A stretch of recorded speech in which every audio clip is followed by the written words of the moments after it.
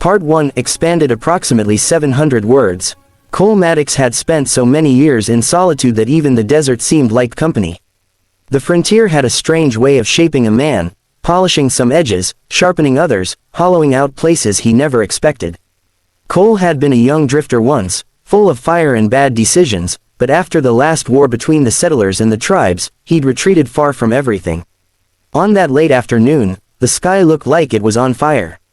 The sun dipped low behind the red mesas, casting slanted shadows that stretched like long fingers across the earth. Cole rode through the canyon pass with his horse, Bramble, shifting nervously beneath him. The gelding snorted and tossed his head, ears pinned back. "Easy now," Cole murmured, running a hand down the horse's neck. "Ain't nothin' here but wind." But even as he said it, he felt something too, something cold threading through the warm evening air. Silence. Absolute silence. No birds, no rustling, no distant coyote howl. The desert wasn't quiet by nature, it just spoke in whispers most men never learned to hear. But this was the hush before a rattler's strike. Cole nudged Bramble forward until they reached a bend in the trail. The canyon walls narrowed, squeezing the path like a throat. His hand drifted closer to the revolver on his hip. Then he saw it, a shape hanging from a twisted juniper tree, half hidden by the dying light. At first, Cole thought it was a scarecrow, some settler's cruel joke, or a warning marker left by travelers. But as he rode closer, details sharpened. Small feet, thin ankles, a human form, and too still. Cole's gut clenched. He dismounted so fast his boots kicked up red dust. It wasn't a body, not yet. A young Apache girl, maybe 14, maybe younger, was bound to the tree by her wrists, rope biting deep into her skin. Her feet barely scraped the ground, forcing her to stand on trembling toes. Her dark hair hung in knots around her face. Someone had tied a wooden sign around her neck. "White man don't forgive." Cole stood frozen, breath caught somewhere deep in his chest. He had seen ugly things before. He'd lived through raids, skirmishes, revenge killings, but this felt different. This was deliberate, methodical, a message, but for whom? He stepped forward and pressed 2 fingers to the girl's neck. A pulse fluttered weakly beneath her skin.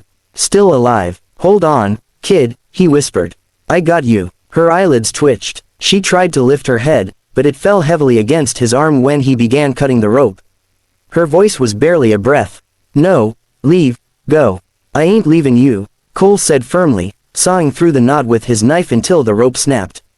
Her legs buckled immediately, and she collapsed into his arms, weighing hardly more than a bundle of sticks. Cole cradled her gently, lowering her onto the softest patch of dirt he could find. Her lips were cracked, throat parched. They said, "White man don't forgive." Cole stared at the sign with a tight jaw. The letters were carved with a soldier's knife, sharp, precise strokes, not the rough cuts of a tribal tool. He recognized the carvings, but he didn't want to admit it. "Not yet." "What's your name, darlin'?" he asked softly. "Nascha," she whispered, coughing. "Means, owl." "Well, Nascha," Cole murmured, "you just hold on now." He lifted her onto Bramble and wrapped his coat around her shoulders. She shivered violently, clutching the fabric like it was the last safe thing in the world. "Water," she croaked. Cole uncorked his canteen and tilted it carefully to her lips. She drank, but only a little before pushing it away. Come back," she whispered, eyes wide with fear. Cole's head snapped up. The canyon ridges loomed overhead, shadows thickening as night crawled across the desert. Someone had done this recently. Very recently. And whoever they were, they might not be far. Part 2 expanded approximately 700 words. Nascha awoke to warmth, an unfamiliar comfort after the cold terror of the canyon. The fire crackled softly beside the small bed where she lay wrapped in a wool blanket. She blinked up at the wooden beams of the ceiling, smoke-scarred and old, like they'd been holding the place together longer than any man should trust. The scent of boiling sage and rabbit broth drifted through the cabin. Cole Maddox sat at a small table, stirring the pot with a wooden spoon. His hat lay on the chair beside him, revealing uncombed hair shot with silver. He looked older in the lamplight, not old by years but by burdens. He heard her stir and turned. "You're safe here," he said, voice low and steady. Safe. The word felt strange to Nascha. She shifted, trying to sit, but pain shot down her arms from where the rope had dug in. She hissed through her teeth. "Easy now." Cole crossed the room and tucked the blanket around her tighter. "You've been through hell. Need some time." Nascha stared at him, really stared this time. She'd been taught not to trust white men, especially after the wars, especially after soldiers had torn through her people's home. But this one, he had gentle eyes. Tired eyes. Eyes that held sadness she recognized. You should not have saved me, she whispered. Cole blinked. Why's that? They said if a white man cuts me down, they kill him. Her voice trembled. I did not want you to die. Cole sighed, leaning back slightly. They been threatenin' to kill me since I was big enough to tie my own boots, kid. But the attempt at humor didn't hide the tension in his jaw. He wasn't as unconcerned as he pretended. Nascha watched him closely. They are bad men, not soldiers, not warriors, riders of the broken cross. Cole froze. The spoon slipped from his fingers and clattered against the wooden floor. Nascha flinched. Cole cursed under his breath and bent to pick it up, but his face had gone pale beneath his tan. How do you know that name? He asked quietly. She swallowed. They took me from my village. They killed 2 men. Said the Apache were hiding something that belonged to them. Cole's stomach twisted. He'd heard of the gang years back. Runaways from different places. Soldiers who refused to go home after the war ended. Drifters who hated the peace treaties. Vigilantes who thought the frontier needed cleansing. They branded themselves with a crooked cross burned into the shoulder. Cole had once ridden with one of their early crews, briefly, stupidly, before he knew what they were. When he walked away, they'd marked him a traitor. But he never told anyone that part of his past.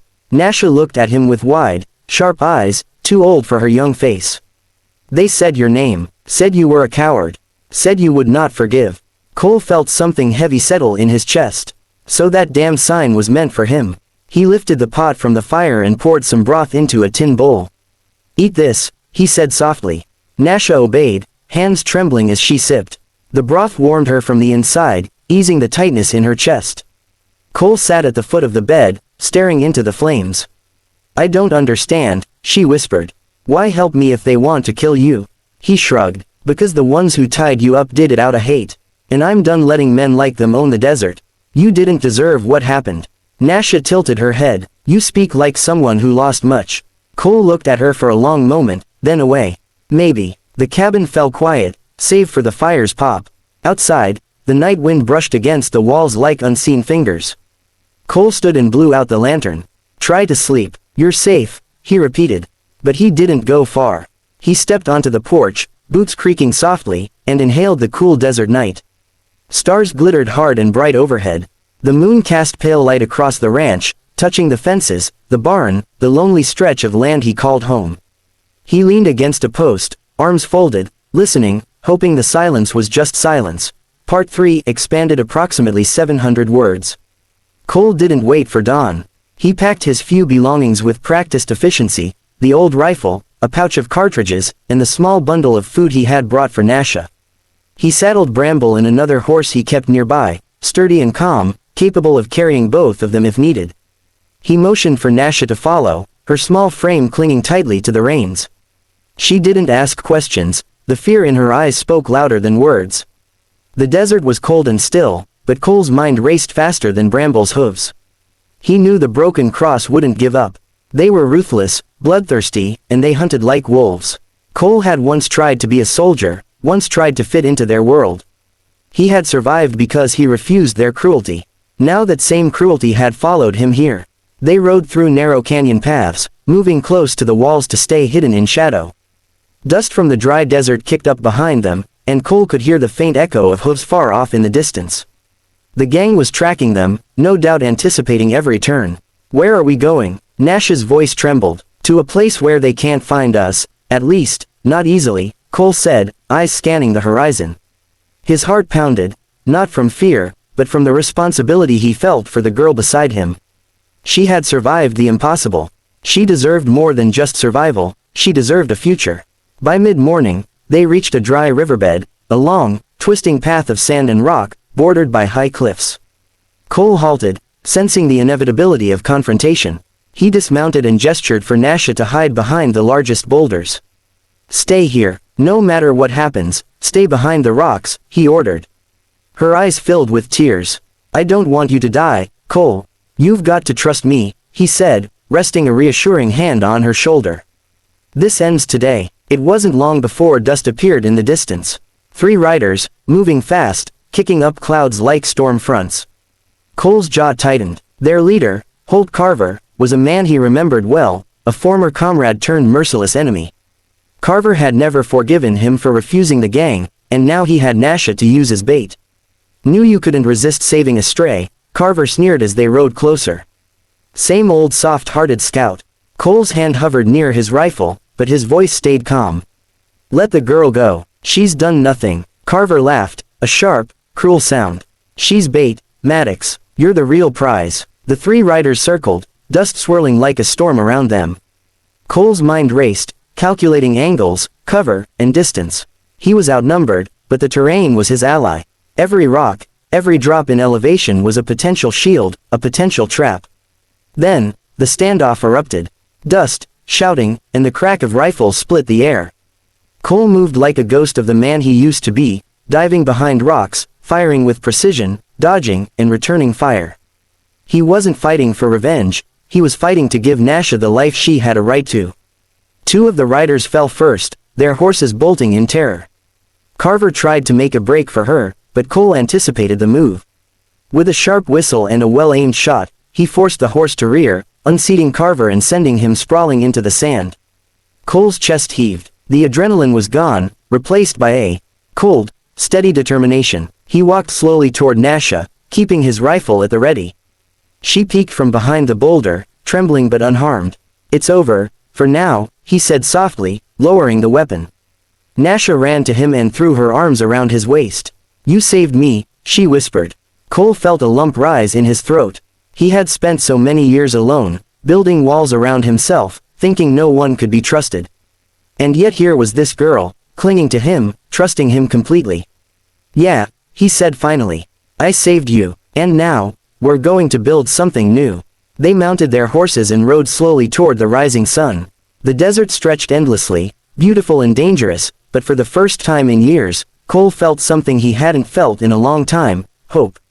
Nascha sat in front of him, small and fragile yet resilient, a reminder that even in the harshest lands, life could endure.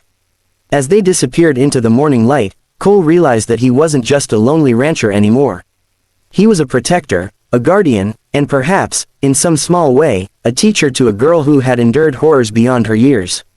The horizon shimmered with possibility. A new home awaited them, and with each mile, each heartbeat, Cole knew they could survive anything, because together, they were stronger than the solitude and danger of the desert. And for the first time, he allowed himself to believe that the future could be brighter than the past. It wasn't.